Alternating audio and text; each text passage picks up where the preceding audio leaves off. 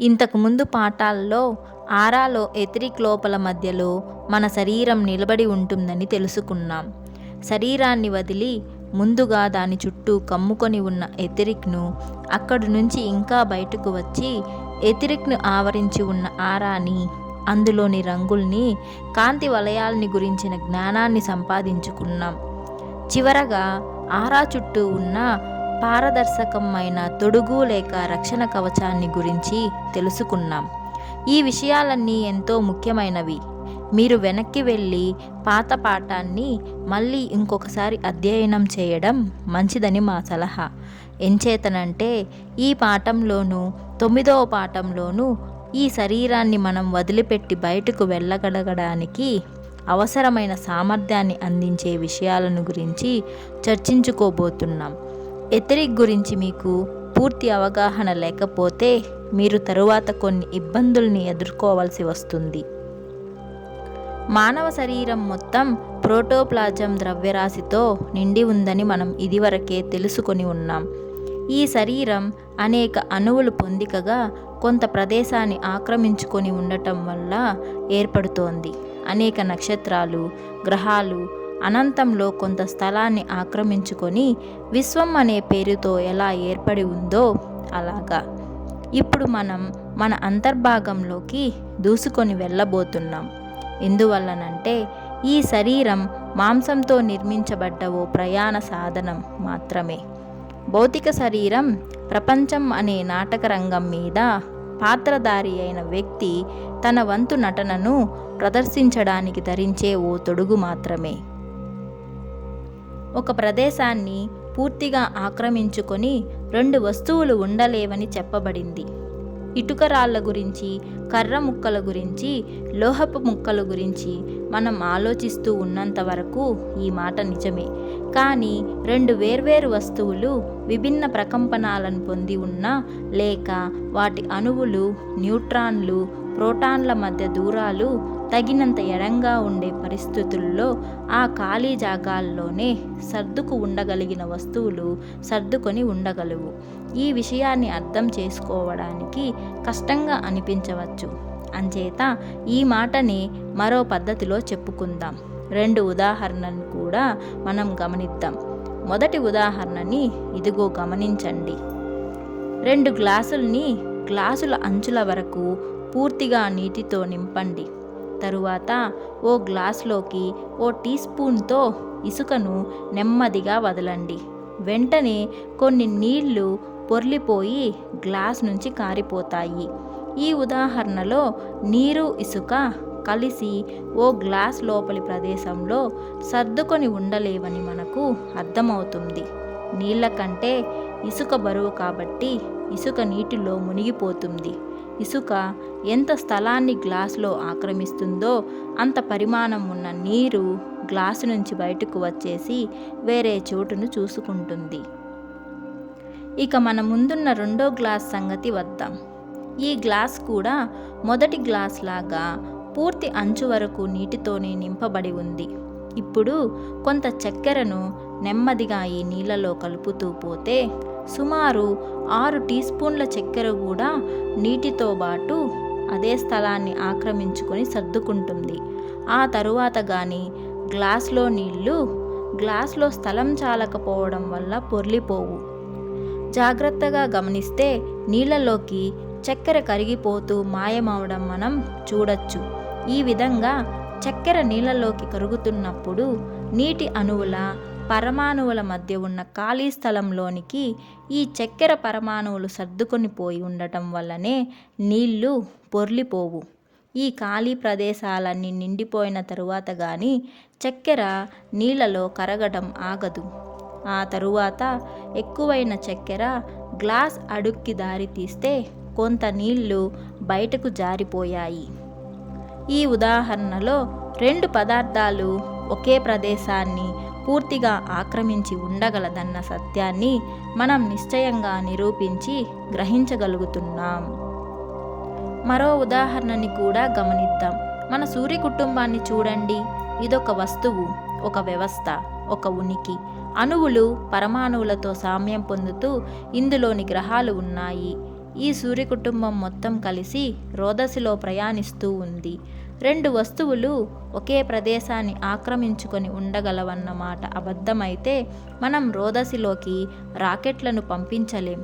అదేవిధంగా మరో ప్రదేశం నుంచి గ్రహాంతరవాసులు మన భూమి మీదకి రాలేరు. ఎందువల్లనంటే వాళ్ళు మన స్థలాన్ని ఆక్రమించుకోవలసి వస్తుంది కనుక. కాబట్టి తేలే విషయం ఏమిటంటే కొన్ని ప్రత్యేక పరిస్థితులలో 2 వస్తువులు ఒకే స్థలాన్ని ఆక్రమించి స్థిమితంగా ఉండగలవని. మన శరీరంలోని అణువులు, పరమాణువుల మధ్య ఉన్న ఖాళీ ప్రదేశాలలో కూడా ఇలాగే మరికొన్ని శరీరాలు సులువుగా సర్దుకొని ఉంటున్నాయి. ఈ శరీరాలు తక్కువ సాంద్రతతో చాలా పలుచగా దూరంగా ఉంటున్న అణువులతో నిర్మింపబడి ఉంటాయి. వీటిని మనం సూక్ష్మ శరీరాలు అంటే ఆస్ట్రల్ బాడీస్ అని అంటూ ఉంటాం. ఈ సూక్ష్మ శరీరాలలోని అణువుల సాంద్రత స్థూల శరీరంలో అణువుల సాంద్రత కన్నా చాలా రెట్లు తక్కువగా ఉంటుంది. అంచేత ఈ స్థూల సూక్ష్మ శరీరాలు 2 ఒకే స్థలంలో ఏమాత్రం ఇబ్బంది లేకుండా నిలబడి ఉండగలుగుతున్నాయి. మట్టిలోని అణువులు, సీసంలోని అణువులు, చెక్కలోని అణువులు వేర్వేరు సాంద్రతల్ని పొంది ఉన్నట్లే స్థూల సూక్ష్మ శరీరాలలోని అణువుల పొందిక కానీ సాంద్రత కానీ వేరువేరుగా ఉంటుంది. అందువల్లనే మాంసంతో నిర్మింపబడ్డ మన శరీరంలోనే ఈ సూక్ష్మ శరీరం కూడా ఒద్దికగా ఆ ప్రదేశాన్ని ఆక్రమించుకొని సంపూర్ణంగా సుఖంగా సర్దుకొని ఉంటుంది. సూక్ష్మ శరీరాన్ని స్థూల శరీరాన్ని కలుపుతూ సిల్వర్ కార్డ్ వెండి ప్రోగు ఉంది. ఈ వెండి ప్రోగు అత్యంత వేగంతో కంపించే అణువులతో నిర్మితమై ఉంటుంది. గర్భంతో ఉన్న తల్లిని ఇంకా జన్మించని పురిటి బిడ్డని కలిపే బొడ్డుతాడులాగానే ఈ సిల్వర్ కార్డ్ సూక్ష్మ శరీరాన్ని స్థూల శరీరాన్ని కలుపుతూ ఉంటుందని అర్థం చేసుకోవచ్చు. బిడ్డకు తల్లి శరీరం నుంచే ఆహారం, పోషణ, అనుభవాలు బొడ్డుతాడు ద్వారా అందుతూ ఉంటాయి. బిడ్డ పుట్టగానే బొడ్డుతాడుని కత్తిరించి తల్లి నుంచి వేరు చేయగానే ఆ బిడ్డకి ఇదివరకటి పరాధీనపు జీవితం అంతమై స్వతంత్రంగా నిలబడగల ఓ కొత్త జీవితం ఆరంభమవుతుంది. తల్లి జీవితంతో బిడ్డ జీవితం ముడిపడి ఉండటం ముగిసిపోయి ఓ కొత్త జీవితానికి నాంది జరుగుతుంది. మన స్థూల శరీరాన్ని పూర్ణాత్మతో సిల్వర్ కార్డ్ అనుసంధానం చేస్తూ అంటే కలుపుతూ ఉంటుంది. శరీరం ఉన్నంత వరకు శరీరానికి పూర్ణాత్మకు మధ్య అనుక్షణం ఓ సంభాషణ జరుగుతూనే ఉంటుంది. రెండింటి మధ్య సంకేతాలు అటూ ఇటూ ప్రసరిస్తూనే ఉంటాయి. అనేక అభిప్రాయాలను, ఆజ్ఞలను, పాఠాలను లేక ఆధ్యాత్మికతను పెంపొందించేందుకు ఉపయుక్తమైన ఆహారాన్ని ఈ సిల్వర్ కార్డ్ పూర్ణాత్మ నుంచి గ్రహించి స్థూల శరీరానికి చేరవేస్తూ ఉంటుంది. మృత్యువు ఆవహించగానే శరీరానికి పూర్ణాత్మకు మధ్య ఉన్న సిల్వర్ కార్డ్ తెగిపోయి విప్పి పడవేసిన వస్త్రాలలాగా శరీరం నేలకు ఒరిగిపోతుంది. పూర్ణాత్మ తన పయనాన్ని కొనసాగిస్తుంది. ఈ విషయం ప్రస్తుతం అప్రస్తుతం. కానీ అనేక పూర్ణాత్మలు సూక్ష్మ శరీరాలు ఉన్నాయనే విషయం మనం గుర్తుంచుకుంటే చాలు. మాంస నిర్మిత స్థూల దేహాల గురించి, వాటిలో ఉండే సూక్ష్మదేహాల గురించి ప్రస్తుతం మనం చర్చించుకుంటూ ఉన్నాం. ఇప్పటి వరకు జరిగిన జీవ పరిణామ క్రమం వలన మానవ శరీరానికి అనుసంధింపబడి మొత్తం 9 శరీరాలు ఉన్నాయి. ముఖ్యంగా మనం ప్రస్తుతం సూక్ష్మ శరీరయానం అంటే ఆస్ట్రల్ ట్రావెల్ గురించి, సూక్ష్మ శరీరాలు విహారాలు చేసే సూక్ష్మ లోకాలను గురించి మాత్రమే తెలుసుకునే ప్రయత్నం చేస్తున్నాం. మానవుడు సత్యానికి దేహదారి అయిన ఓ ఆత్మ. శరీరం లేకపోతే ఏ జ్ఞానాన్ని పొందడం అసాధ్యమో ఆ జ్ఞానాన్ని సంపాదించడానికి, అనేక సత్యాలను గ్రహించడానికి ఉపకరించే రక్తమాంసాలతో నిర్మింపబడిన శరీరాన్ని మానవుడు ధరిస్తున్నాడు. మానవుని లేక మానవ శరీరం అనే ఈ ప్రయాణ సాధనాన్ని పూర్ణాత్మ తన సారథ్యంలో నడిపిస్తూ ఉంటుంది. ఇక్కడ కొంతమందికి ఆత్మ అనే మాటను వాడడం ఇష్టంగా ఉంటుంది. మనం మాత్రం పూర్ణాత్మ అనే మాటనే వాడుకుందాం. ఎందుకంటే ఆత్మ అనే పదానికి ఉన్న పరిధి మరీ గొప్పది. మానవత్వం కన్నా గొప్పదైన సత్యాన్ని ఆత్మ దర్శిస్తుంది. పూర్ణాత్మ శరీరాన్ని శాసించి నడిపిస్తూ ఉంటుంది. మానవుని మెదడును ఓ రిసీవింగ్ స్టేషన్గానో, లేక ఓ టెలిఫోన్ ఎక్స్చేంజ్ లాగానో, లేక ఓ రిలే స్టేషన్ లాగానో, లేక పూర్తిగా ఆటోమేటిక్ ఫ్యాక్టరీ లాగానో మనం ఊహించుకోవచ్చు. పూర్ణాత్మ నుంచి వెలువడే సంకేతాలను మానవుని మెదడు స్వీకరించి ఆ ఆజ్ఞలకు అనుగుణంగా శరీరంలో రసాయనిక మార్పులను నిర్వహిస్తూ భౌతిక శరీరాన్ని ప్రాణంతో నిలబెట్టి ఉంచుతూ కండరాలతో పనిచేయిస్తూ అనేక మానసిక వృత్తులను కల్పిస్తూ ఉంటుంది. అలాగే గ్రహించిన అనుభవాలను పూర్ణాత్మకు నిరంతరం నివేదిస్తూ ఉంటుంది. కారుని కాసేపు ఆపేసి డ్రైవర్ బయటకు వచ్చి నిలబడినట్లు అనేక హద్దులకు లోబడి విధిని నిర్వర్తించే శరీరాన్ని వదిలిపెట్టి బయటకు వచ్చి మానవుడు తాను నేర్చుకున్న జ్ఞానాన్ని సూక్ష్మ ప్రపంచంలోని అనంతమైన జ్ఞానంతో పోల్చి స్పష్టంగా దర్శించి సమీక్షించుకోవచ్చు. భౌతిక ప్రపంచం గురించి, సూక్ష్మ లోకాల గురించి ప్రస్తుతం మన చర్చ కొనసాగబోతోంది. సూక్ష్మ శరీరాన్ని గురించే మన చర్చ కొనసాగిస్తూ ఉన్నాం. సూక్ష్మలోకంలో మనం కనురెప్పపాటు కాలంలో సుదూర ప్రాంతాలకు పయనమై వెళ్ళవచ్చు. ఏ వేళలో అయినా, ఏ ప్రదేశానికైనా వెంటనే వెళ్ళవచ్చు. అలా వెళ్ళి మన పాత స్నేహితులు, బంధువులు ఏం చేస్తున్నారో చూడవచ్చు. ఓ పురుషుడు లేక స్త్రీ కూడా ప్రపంచంలోని ఏ సిటీలోని, ఏ లైబ్రరీలోని ఏ పేజీనైనా క్షణమాత్ర కాలంలో చదవగలగడం అనేది సాధనతో చాలా సులభంగా సిద్ధింపచేసుకోవచ్చు. పడమటి దేశాల్లో చాలామందికి శరీరాన్ని వదిలిపెట్టి బయటికి వెళ్ళిపోవడం అనే విషయం అసాధ్యమనిపిస్తుంది.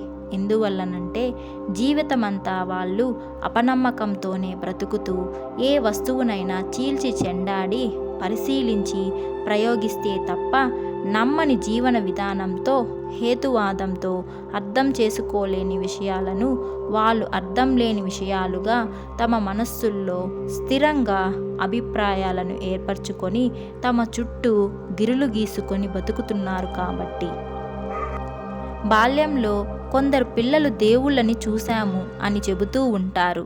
ఇలాంటి విషయాలు నిజంగా జరుగుతున్నాయి. అలాంటి దేవుళ్ళని మేము చూడగలుగుతున్నాము, వారితో మాట్లాడగలుగుతూ ఉన్నాము. వాళ్ళను మేము నేచర్ స్పిరిట్స్, ప్రకృతి దేవతలు అని అంటూ ఉంటాం. అనేక మంది చిన్నారులకు ఈ ప్రకృతి దేవతలతో స్నేహం ఏర్పడుతూ ఉంటుంది. అపనమ్మకంతో ఉండే పెద్దలకు గంటల తరబడి ఆటల్లో మునిగి తేలుతూ దేవుళ్లతో మాట్లాడుతూ గడిపే పిల్లల మీద ఏమాత్రం నమ్మకం ఉండదు. ఆ పిల్లలకు మాత్రం తమ స్నేహితులు నిజంగా ఉన్నారనే విషయాన్ని రూఢిగా తెలుసు. ఇలాంటి పిల్లలు పెరిగి పెద్దవారవుతున్న కొద్దీ వాళ్ళను చూసి గేలి చేసి, నవ్వి కొట్టిపడేసి కోపగించుకునే పెద్దవాళ్ళ ధోరణిని ఎదుర్కోవలసి వస్తుంది.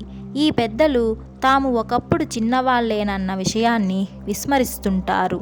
తమ తల్లిదండ్రులతో తమ అనుభవాలని గుర్తు తెచ్చుకొని తమ పిల్లలని అబద్ధాల కోరులుగా, అతి తెలివి చూపిస్తున్న వాళ్ళలాగా చిత్రించుకొని వాళ్ళని భయంకరంగా దండించటం కూడా చూస్తున్నాము. క్రమంగా ఇలాంటి పరిస్థితులకు తల ఒగ్గి పిల్లలు దేవతలు లేరని తమ మనస్సులను హిప్నటైజ్ చేసేసుకుంటున్నారు. పెరిగి పెద్దయ్యి మళ్ళీ తమ పిల్లల్ని కూడా అలాంటి దేవతలతో మాట్లాడుతున్నందుకు, ఆడుకుంటున్నందుకు దండించే స్థితికి చేరుతున్నారు. పాశ్చాత్య దేశాల వారికి, ఐర్లాండ్ ప్రజలకి ఈ విషయాల గురించి బాగా తెలుసుననే విషయాన్ని మేము బల్లగుద్ది మరీ చెప్పగలం. వాళ్ళకి ఈ ప్రకృతి దేవతల గురించి తెలుసు. దేవుళ్ళు అనండి, దేవతలనండి, ఫెయిరీస్ అనండి, లెప్రసాన్స్ అనండి, పేరేదైనా కానియండి, వాళ్ళ పేర్లు అనవసరం. కానీ వాళ్ళు ఉన్నారు, మంచి పనులు చేస్తున్నారు. ఇలాంటి వారిని నమ్మకపోవడం వలన మానవులు తమ జీవితంలో గొప్ప గొప్ప విలువలను కోల్పోతూ ఉన్నారు. అజ్ఞానం, గర్వం ఈ రెండు తలకెక్కి మానవుడు అనంతమైన విజ్ఞానానికి నోచుకోలేకపోతున్నాడు. ఎందువల్లనంటే ఈ ప్రకృతి దేవతలు తమకు నచ్చిన వాళ్ళకి, తమను నమ్మిన వాళ్ళకి అత్యంత ప్రీతితో మేలు చేస్తారు. పూర్ణాత్మ విజ్ఞానం అనంతం. శరీరంలో ఉన్నప్పుడు ఎన్నో అడ్డంకులు, పరిధులు ఉంటాయి. కొంతమందిని తప్పించి ప్రతి మనిషి నిద్రపోతున్నప్పుడు తన శరీరంలో నుంచి తప్పించుకొని బయటకు రాగలుగుతున్నాడు. నిద్రలో నుంచి మెలకువ స్థితిలోకి వచ్చాక తనకు కలలు వచ్చాయని చెబుతాడు. ఈ విధంగా కూడా మానవుడు హిప్నటైజ్ చేయబడి నిద్రపోతున్నప్పుడు తాను శరీరంలోంచి బయటకు రాలేదని, ఎక్కడికి వెళ్ళలేదు అని మభ్యపెట్టుకుంటూ తాను సంపాదించుకొని వచ్చిన దివ్య అనుభవాలను కలలు అనే పేరు పెట్టి పట్టించుకోకుండా ఉండటం అలవాటు చేసుకుంటున్నాడు.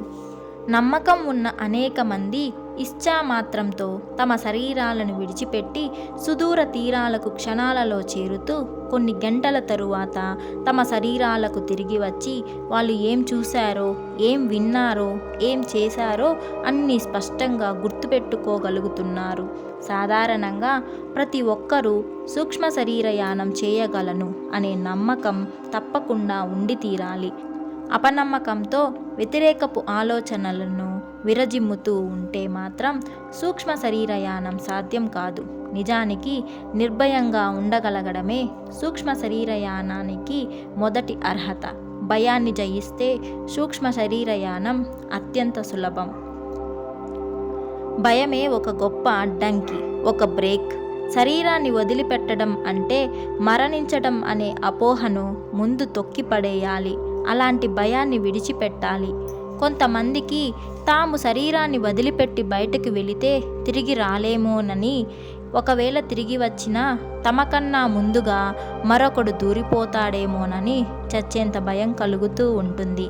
పిచ్చి భయంతో తలుపులు తెరిచి ఉంచితే తప్ప ఇలాంటివి జరగడం అసంభవం.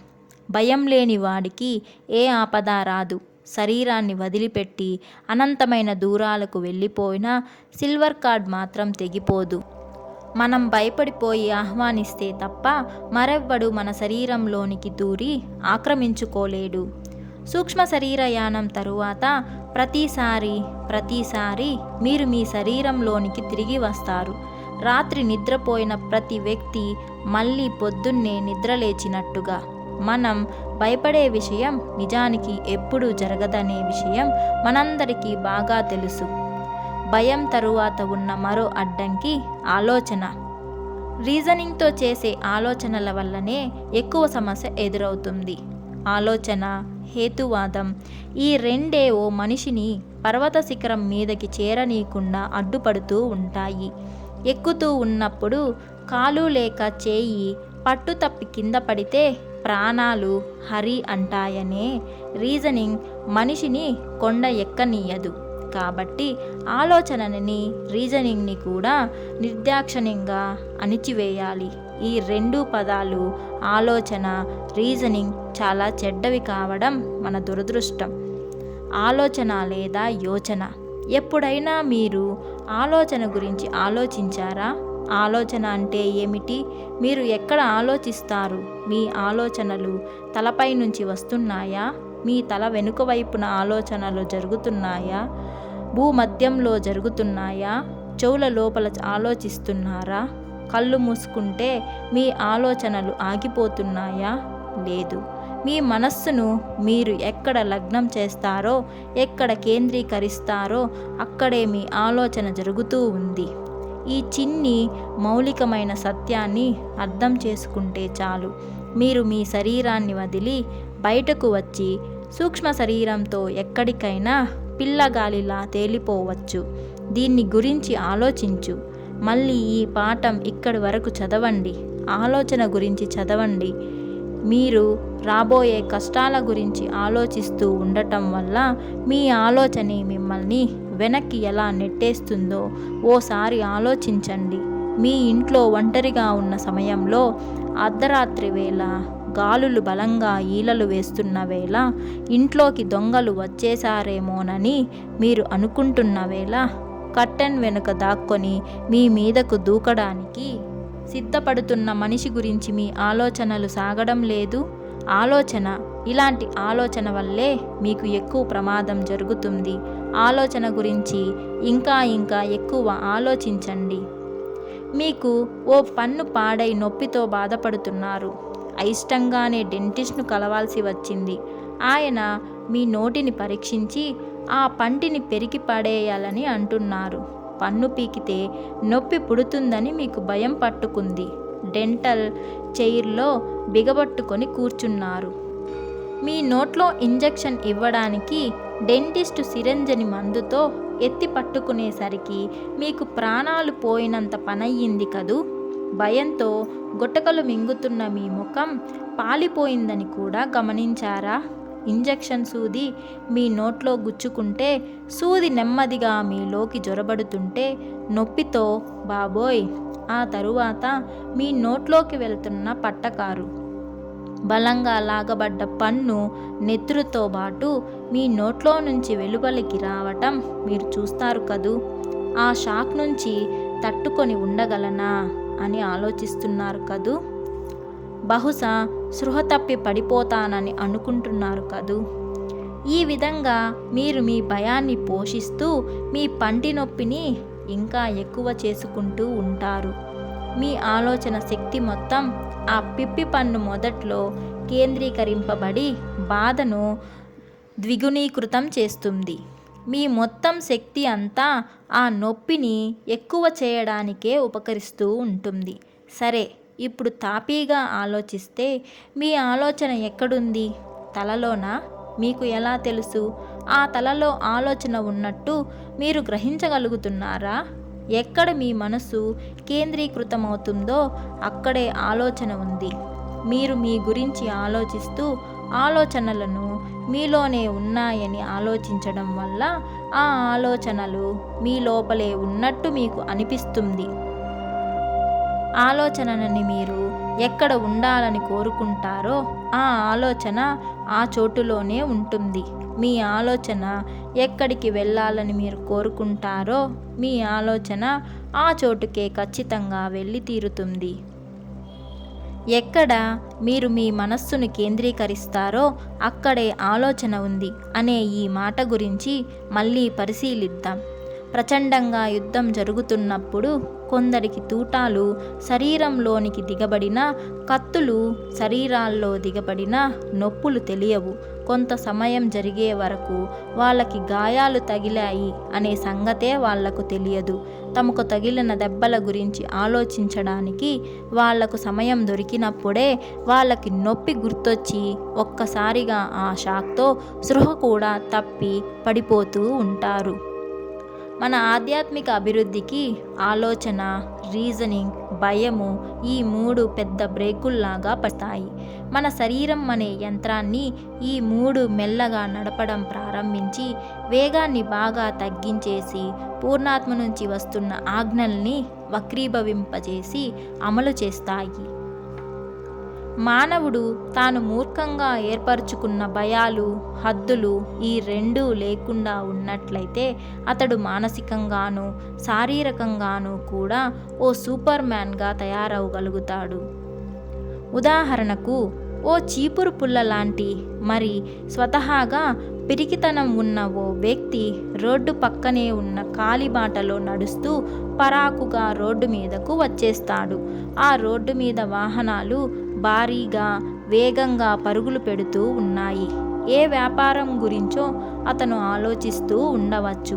లేదా తాను సాయంత్రం ఇంటికి తిరిగి వెళ్ళేసరికి తన భార్య ఏ మూడ్లో ఉంటుందోనని బహుశా అతడు ఆలోచిస్తూ ఉండవచ్చు. లేదా పీక్కు తినే అప్పుల వాళ్ళ గురించి అతను ఆలోచిస్తూ ఉండవచ్చు. ఇంతలో ఉన్నట్టుండి ఓ హారన్ మోత చెవులు తూట్లు పడేలా వినిపిస్తుంది. ఆ మనిషి ఉలిక్కిపడి ఈ లోకంలోనికి వస్తూనే ఏ ఆలోచన లేని స్థితిలో ఒక్క ఉదుటున లంఘించి ఒడ్డున పడతాడు. బహుశా అలా గెంతటం సామాన్యులకే కాదు, బాగా ప్రాక్టీసు ఉన్న కండలు తిరిగి ఉన్న వాళ్లకు కూడా సాధ్యపడకపోవచ్చు. హారన్ వినిపించిన తక్షణం ఈ వ్యక్తి ఆలోచన రీజనింగ్ మొదలుపెట్టాడని మనం ఓసారి అనుకుందాం. అతని ఆలోచనలు గట్టెక్కడం ఖాయం. ఈ విషయంలో అనుమానం ఏమీ అక్కర్లేదు. అతని మనసులో ఆ సమయానికి ఏ ఆలోచన రాకుండా స్తంభించి ఉంది. కనుకనే సర్వజ్ఞత్వం ఉన్న పూర్ణాత్మ అతడి వెన్నంటి కాపాడుతూ ఉంటూ అతడి కాలికండరాలలోకి కొన్ని రసాయనిక పదార్థాలను వేగంగా పంపించే సందేశాన్ని పంపించి తద్వారా మామూలు ఆలోచనలతో సాధించలేని అసాధ్యపు జంపును అచేతనావస్థలో ఉన్న అతడిలో కలిగింప చేయగలుగుతుందని మనం గ్రహించాలి.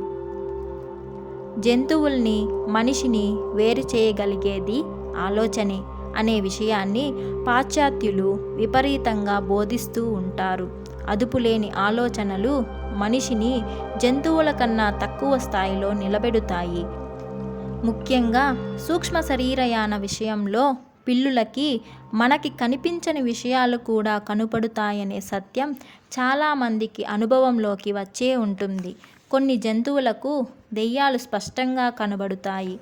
కొన్ని జంతువులకి కొన్ని విషయాలు జరగబోయే ముందుగానే తెలుస్తాయి. ఈ విషయాలు మనుషులు అర్థం చేసుకోవడానికి చాలా సమయం పడుతుంది. జంతువులు మనలాగా ఆలోచనలను, రీజనింగ్ను ఉపయోగించవు. వాటి పద్ధతి వేరే ఉంది. ఆ దారినే మనం కూడా పట్టుకోవాలి. కాబట్టి మనం ముందుగా మన ఆలోచనలను నియంత్రించడం అలవాటు చేసుకోవాలి. మన మనస్సుల అంచుల్లో నిరంతరం పరిభ్రమించే సోమరిపోతు ఆలోచనలని విసర్జించే ప్రయత్నం చేయాలి. ఓ ఏకాంత ప్రదేశంలో సుఖంగా కూర్చోండి. పూర్తిగా రిలాక్స్ అవ్వండి. ఎవ్వరూ మీ ఏకాంతాన్ని భగ్నం చేయలేని చోట్లో మీరు కూర్చోవాలి. ఇబ్బందిగా ఉండకుండా గదిలోని దీపాలు ఆర్పేయండి. ఎందువల్లనంటే ఇలాంటి పరిస్థితుల్లో కాంతి వల్ల కూడా మీకు ఇబ్బంది కలిగే అవకాశాలు ఉన్నాయి. తరువాత తాపీగా మీ ఆలోచనలను గమనిస్తూ వాటి గురించి ఆలోచించండి. నానాటికి పెరిగిపోతున్న ధరల గురించి ఆలోచించండి. ఆందోళన కలిగిస్తున్న ప్రపంచ పరిస్థితులను, మీ యజమానితో మీరు ముఖాముఖి మాట్లాడదలుచుకున్న విషయాలు గుర్తిస్తే వాటిని గమనించండి. ఇలాంటి వైవిధ్యం కలిగిస్తున్న ఆలోచనలన్నింటినీ బయటకు గెంటేయండి. చాలా ఎత్తు ఉన్న ఓ బిల్డింగ్ చివరి అంతస్తులో ఉన్న ఓ గదిలో మీరు కూర్చొని ఉన్నట్టు ఊహించుకోండి. మీ కళ్ళ ముందు ఓ పెద్ద కిటికీని అడ్డుకొని ఉన్న నల్లటి కర్టన్ల వైపు మీ దృష్టిని సారించండి. అలాంటి తెర మీద మీ ఆలోచనలకు భగ్నం కలిగించే డిజైన్లు ఏవీ లేవనే విషయాన్ని గమనించండి. మీలోని చైతన్యాన్ని ఆ నల్లటి తెర మీదే కేంద్రీకరించండి. మీ చైతన్యాన్ని ఏ ఆలోచనలు వేధించకుండా చూసుకోండి. మీ చైతన్యపు నల్లటి తెర మీదకు ఏ ఆలోచనలు వచ్చి వాలకుండా చూసుకోండి. ఏవైనా ఆలోచనలు ఈ తెర మీదకి పాకేందుకు ప్రయత్నిస్తే ఆ ఆలోచనలను ఆ తెర అంచుల నుంచి కిందకు తోసేయండి. కొంత సాధనతో ఈ విధంగా మీ ఆలోచనలన్నింటినీ బయటకు తరిమేయవచ్చు. ఉన్నట్టుండి కొన్ని ఆలోచనలు మీ చైతన్యపు అంచుల్లో సాక్షాత్కరిస్తే బలవంతంగా వాటిని బయటకు వెళ్ళమని ఆజ్ఞాపించండి.